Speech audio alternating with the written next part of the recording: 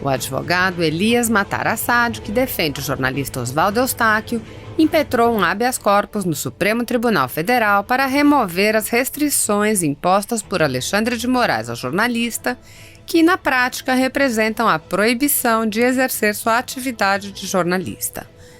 O advogado fez um memorial na forma de carta aberta ao Supremo Tribunal Federal, em que explica por que as restrições impostas ao jornalista devem ser retiradas. Em nota à imprensa, o advogado explicou: no inquérito, nenhuma prova indiciária foi produzida contra Oswaldo, tanto que sequer foi indiciado e apenas ouvido em declarações. O inquérito prossegue. Quando investigadores continuam na busca de provas, é sinal de que nenhuma prova de relevo para o direito penal foi obtida. Ouça trechos da carta aberta do advogado de Oswaldo Eustáquio.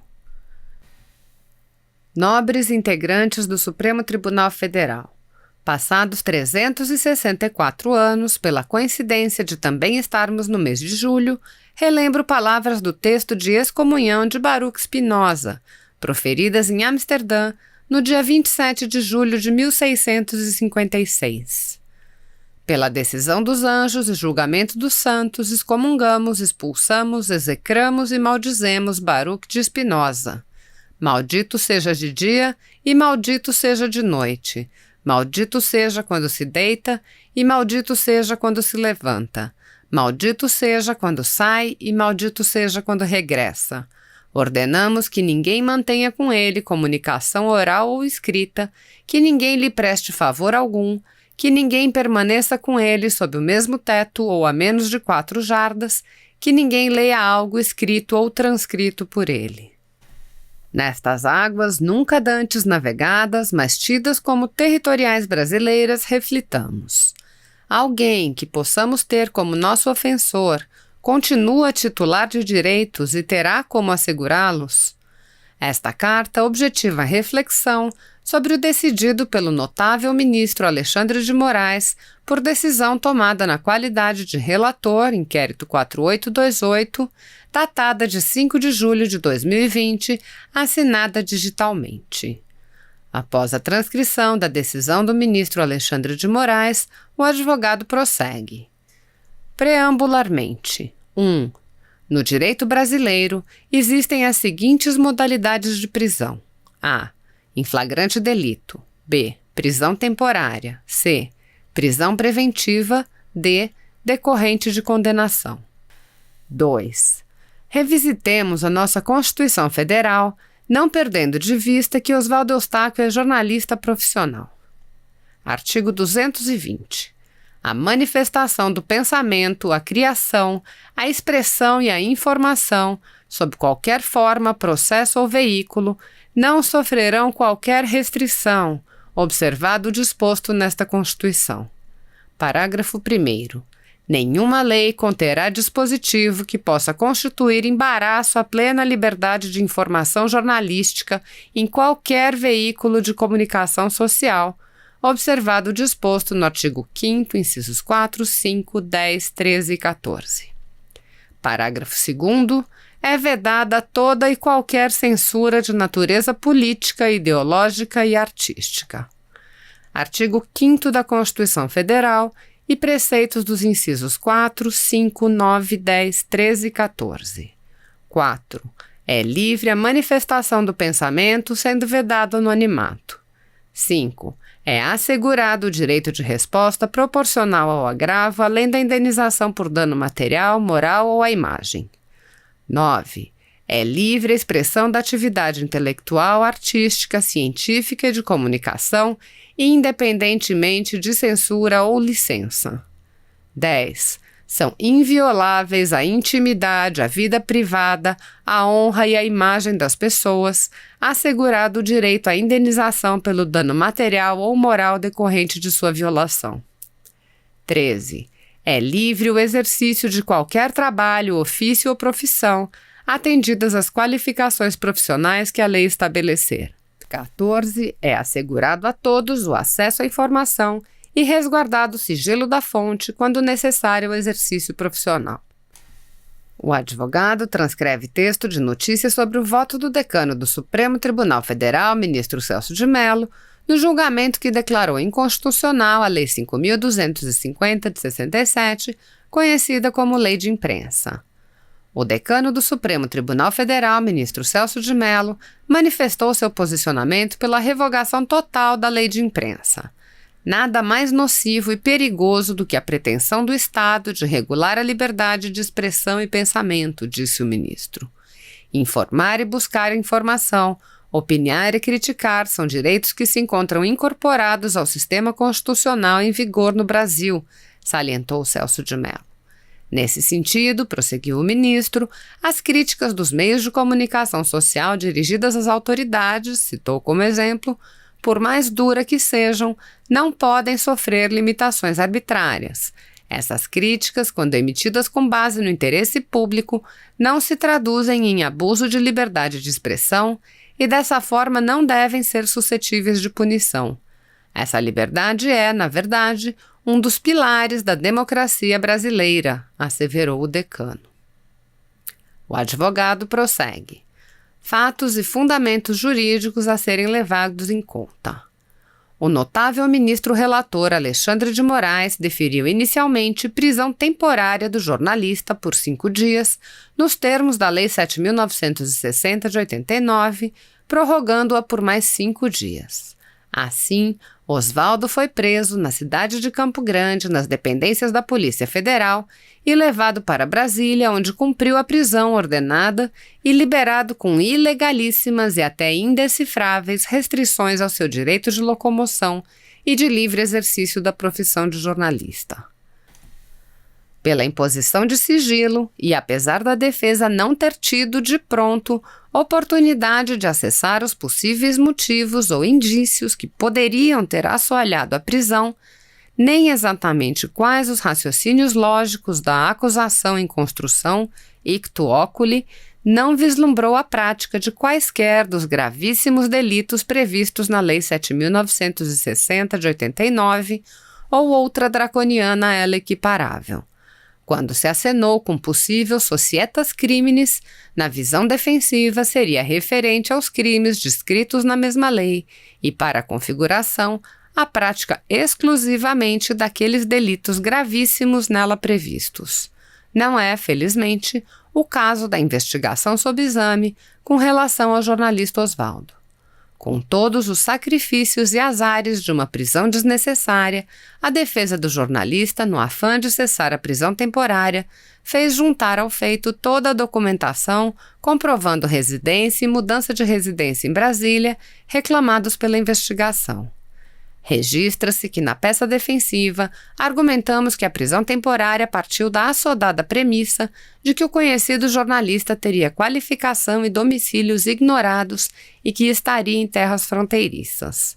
Na realidade, se bem investigado foi, é público e notório que se trata de jornalista com carreira na capital do estado do Paraná e no litoral paranaense. Trabalhou nos mais importantes veículos de comunicação do Paraná.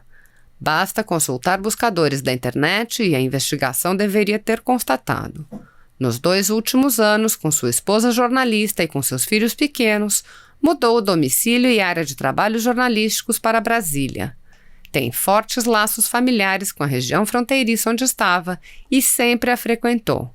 Falecida mãe era paraguaia, possui tios, primos, entre mais parentes no Paraguai, e isto pode ser observado nas redes sociais do peticionário, que inclusive estava fazendo matéria em vídeo sobre o comércio aberto no Paraguai nestes tempos de pandemia. Tivesse fugido, teria tornado público? Reflitamos também com o fato de nunca ter sido indiciado, intimado a depor e nem de qualquer outra forma chamado. Não estava tentando fugir pelo simples fato de não ter qualquer mandado de prisão anterior ou contemporâneo ou algo similar proibitivo do seu direito de locomoção e livre exercício do jornalismo profissional. Após a cerimônia de mera tomada de declarações em sede de inquérito, foram feitas buscas na residência do jornalista onde, apesar de apreensões de aparelhos, nada de relevante encontrou.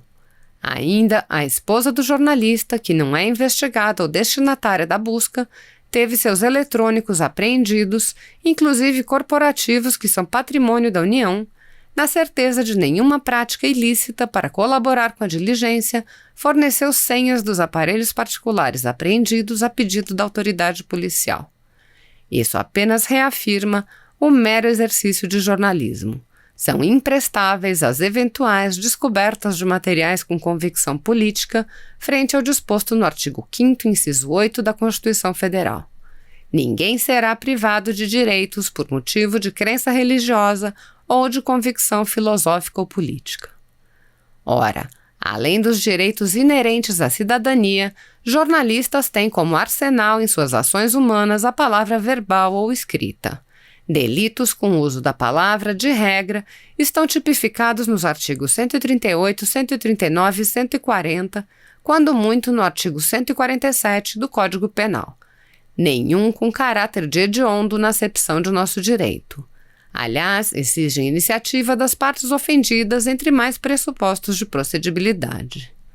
Com o devido respeito e na compreensão do delicado momento brasileiro, não se pode afirmar precipitadamente que um jornalista profissional, com carteira e vínculo legais nacionais e internacionais de exercício de jornalismo, pudesse, em tese, estar em curso na Lei de Segurança Nacional. Contrariamente, sua prisão gera insegurança nacional em todos os meios de comunicação e seus profissionais, lideranças, meios parlamentares e em redes sociais, como se todos estivessem na iminência de serem aprisionados sem nenhuma cautela ou causa estritamente prevista em lei. Diligências de arrecadação de provas e prisões de pessoas não se confundem. Estas são excepcionalíssimas. Podemos até mesmo discordar de posicionamentos ou da prática candente de jornalismo opinativo, aliás, como fazem diuturnamente apresentadores de jornais policiais, vez por outra ofendendo magistrados, membros do Ministério Público, advogados e policiais, ou até aplaudindo lamentáveis execuções sumárias de pessoas e nem por isso são aprisionados. De quando em vez, sofrem sanções civis indenizatórias, tutelas inibitórias, etc., mas daí a levá-los ao calabouço exige melhor reflexão e ponderação. Bem adverte Nietzsche, aquele que luta com monstros deve acautelar-se para não se tornar também um monstro. Quando se olha muito tempo para um abismo, o abismo olha para você. Pelas cláusulas pétreas de nossa Constituição, temos o dever de não presumir culpa antes do exaurimento do devido processo legal de acusados ou utilizar de prisões preventivas, cautelares diversas como antecipação de pena. Neste caso, o jornalista Oswaldo não está sequer formalmente indiciado, apenas foi ouvido em declarações. O advogado apresenta um resumo. Oswaldo foi apenas ouvido em declarações e não foi sequer indiciado no inquérito, e a presunção de não culpabilidade só pode ser quebrada pela sentença penal condenatória. B. A prisão temporária exauriu seu objetivo por completo e o jornalista deveria ter sido colocado em liberdade, como determina a própria Lei 7.960, pela falta dos pressupostos da prisão preventiva, esculpidos nos artigos 312 do Código de Processo Penal, além dos comandos do artigo 315, parágrafos e incisos, com redação dada pela nova Lei nº 13.964 de 2019. C. Se não tínhamos pressupostos para convolar a prisão temporária em preventiva, como bem obtemperou a PGR em seu parecer, não existe a possibilidade jurídica de validamente substituir por cautelas menos gravosas do artigo 319 do CPP. Substituir prisão preventiva que não existiu e nem existiria desafia a lógica racional. D. A privação da liberdade humana é medida excepcional, a última ratio do direito penal. Privar liberdade de trabalho de um jornalista que não está sequer indiciado, com todas as restrições do despacho agravado, equivale à prisão e mesmo à morte profissional, sem o devido processo legal, ao que bem captou a douta PGR em seu parecer, pela não substituição da incabível prisão preventiva e, se incabível, não poderia ser substituída por medidas do artigo 319 do CPP. Se existem tutelas penais para possíveis ações humanas descritas no despacho agravado, não há sentido nas proibições nele previstas. F. Com a notícia recente de que as próprias redes sociais aprimoraram seus mecanismos de percepção de condutas inconvenientes em suas plataformas, até com banimentos de usuários, também ficam desnecessárias por supérfluas as proibições do despacho recorrido. Portanto, apesar dos ingentes esforços do delegado de Polícia Federal em seu trabalho, o requerimento acolhido pelo ministro relator, como aqui demonstrado, escapa das guias do nosso direito posto.